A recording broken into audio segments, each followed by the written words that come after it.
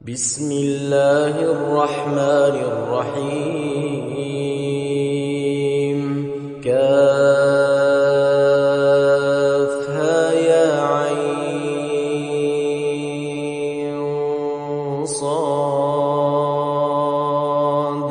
ذكر رحمة ربك عبده زكريا إذ نادى ربه نداء خفيا قال رب إني وهن العظم مني واشتعل الرأس شيبا ولم أكن بدعائك